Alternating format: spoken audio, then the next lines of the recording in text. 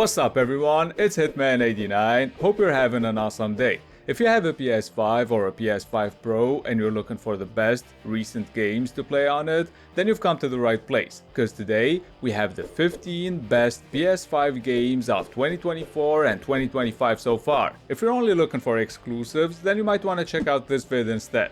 But no matter what platform you're on, Instant Gaming's got you covered, because you can save money by using these PSN cards to get PS Plus subscriptions and games. Also, all the latest PC games are 10 to 15 bucks cheaper on Instant Gaming, and they all come straight from the authorized resellers. So use the link in the description and save tons of money on your favorite games. Alright, let's have a look at the first game. I'm doing the exclusives first, then the cross-platform games, and Astro Bot is probably one of the best games you can only play on PS5. The childish visuals might put you off, but trust me, the second you play this, you'll like it. That's what happened to me, probably because of the way it fully uses the DualSense. I made my brother, my wife, and even my dad play it, and they all liked it. I feel like that's the kind of stuff usually only Mario games can do. So if you want an excellent platformer that's full of references to the PlayStation universe, you can't go wrong with Astro Bot. Another game that caught me off guard is Silent Hill 2. Because I honestly didn't expect the remake to be this good. And by good, I mean it's fun and full of weird puzzles that make zero sense. Shoving your arm down a dirty toilet is just some of the nasty shit you have to do in this game. Oh, the minute hand.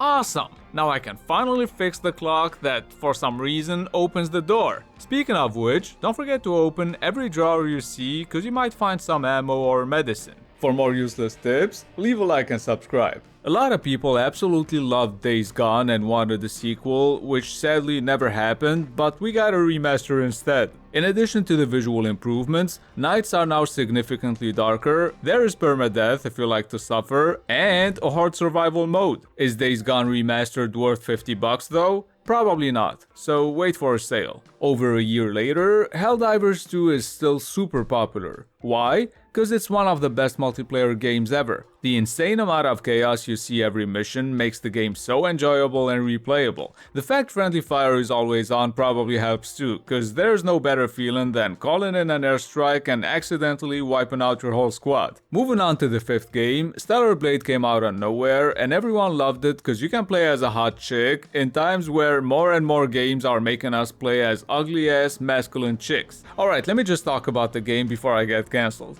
The second you master the parrying and dodging system, you'll really enjoy Stellar Blade. But if you think it's too hard for you, then you might want to check out this next game instead. Whether it's fighting monsters, riding chocobos, or beating the shit out of the dude who makes thirsty chicks pass out just by flexing his muscles at them, Final Fantasy VII Rebirth has tons of activities that will keep you entertained for way more than 50 hours. I hope they also end up remaking FF9 cause that's my favorite. Now, some people think there are way too many remakes and remasters, and those people probably won't be happy to know that the 7th game on my list is none other than The Last of Us Part 2 Remastered. No, but seriously, the game is super gory, every encounter is nerve-wracking, the graphics are still pretty good, and the gameplay is damn near perfect. This is one of the rare games where you can do cool stuff like this. So with season 2 of the TV show currently airing, I think now is the perfect time to play or replay The Last of Us Part 2. Black Myth Wukong is still not out on Xbox, so if you want to play this on console, the only way to do that is on PS5.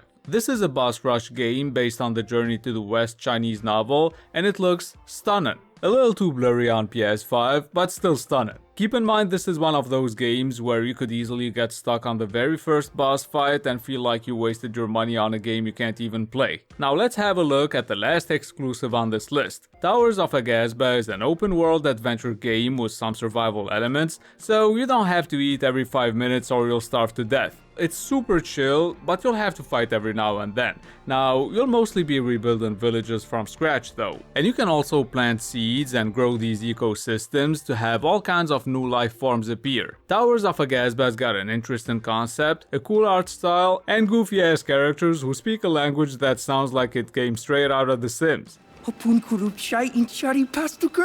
Now let's move on to the cross-platform games. Oblivion, my first and favorite Elder Scrolls game, just got a remaster, and it's not one of those shitty resolution upscale remasters. Nah, this is a stunning graphical overhaul. They even improved the gameplay a little bit, but you should keep in mind you're playing a 19-year-old game. It's hella fun though, so whether you're an old fuck like me, or you weren't even born when Oblivion came out, I recommend you give it a shot, if you're into fantasy RPGs. Otherwise, grab a friend, a significant other, or even a pet and play Split Fiction. This two-player co-op game was made by the same studio behind It Takes Two and A Way Out, and it's easily one of the best games you can play this year. It might only take you 12 hours to beat it, but with the right person, it'll last you at least 50 hours. Cause I played it with my wife and I do my part in like 10 seconds, then just watch her struggle to make simple jumps for like 30 minutes until my character gets tired and literally sits down. When I played this with my brother, each level also took us an eternity, but that's cause we kept on killing each other. Next, we have Indiana Jones and the Great Circle, a linear adventure game where you'll be sneaking up on enemies and smashing all kinds of tools and objects on their heads. But there is some platforming, puzzle solving, and fighting too. It's a solid game if you don't mind the insane number of clones. Seriously, it's like there are only 6 character models in the whole game. I fought this guy 89 times already. Oh, and the AI sucks. Still a good game though. Another former Xbox exclusive that just landed on PS5 is Forza Horizon 5. And it's not really similar to Gran Turismo 7, cause this is an open world racing game with destructible environments, the gameplay is a little arcadey, and it's more fun oriented. It can be a little crazy too, cause apart from racing other cars, you'll also compete against bikes, boats, trains, and even motherfucking planes. Next, we have Monster Hunter Wilds. I don't know about you, but I truly appreciate a character creator that allows you to do some hilarious shit. And even though the game is really unoptimized, especially with graphics like these, cause we know the PS5 can do much better than this, I still enjoyed playing it with my brother and even with randoms too. Chasing down these big ass monsters and taking them out is a blast. You could also go with Dragon's Dogma 2 if you prefer single-player open-world RPGs. Speaking of which, last but not least, we have my favorite game this year, Kingdom Come Deliverance 2.